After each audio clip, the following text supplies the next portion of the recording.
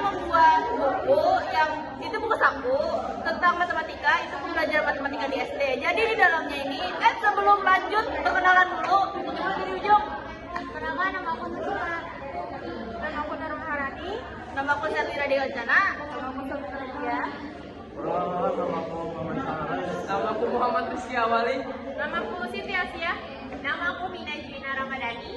Jadi di dalam buku ini, lanjutlah. Jadi di dalam buku ini kita tuh ada memuat di dalam bukunya itu ada hakikat pembelajaran matematika di SD. Itu di dalamnya ada dua subbab.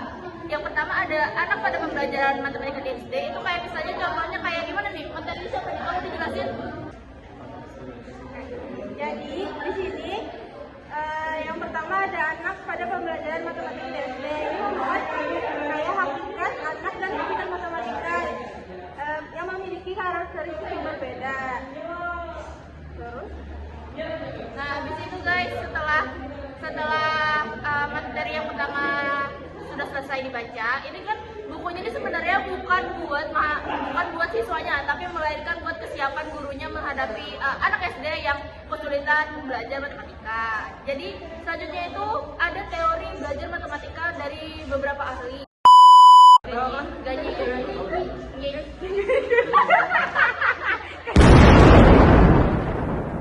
Jadi teori ini menekankan pada stimulus respon anak terhadap pelajaran tersebut.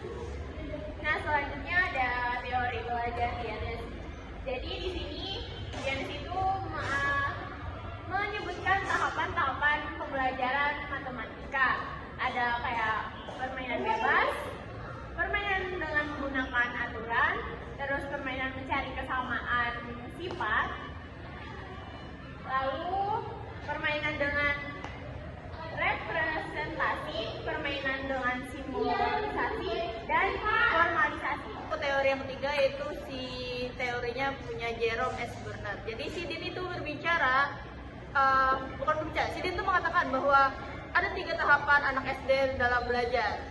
Yang pertama tadi ada tahapan enaktif, terus yang kedua ada tahapan ikonik, terus yang ketiga ada tahapan simbolik. Jadi tahapan enaktif itu adalah mengajarkan anak atau memberitahu atau pembelajaran pertama anak bahwa yang lebih disclaimer dulu ya guys, ini tuh pelajaran yang paling masuk adalah materi pecahan. Jadi di pecahan ini bisa mengajarkan anak tentang gimana sih bentuk pecahan tersebutnya. Jadi di dalam contoh ini sudah ada gambar ya, bisa kalian lihat nanti. Wow, ada gambar. Jadi di dalamnya ini ada bentuk pizza dan ada soal cerita yang dimana itu akan dikembangkan pada tahap-tahap selanjutnya, dan itu bisa juga dikembangkan pada pengerjaan matematika yang lain seperti penjumlahan maupun yang sebagainya. Cuman yang paling mudah untuk diaplikasikan adalah pecahan. Belajar Parsial.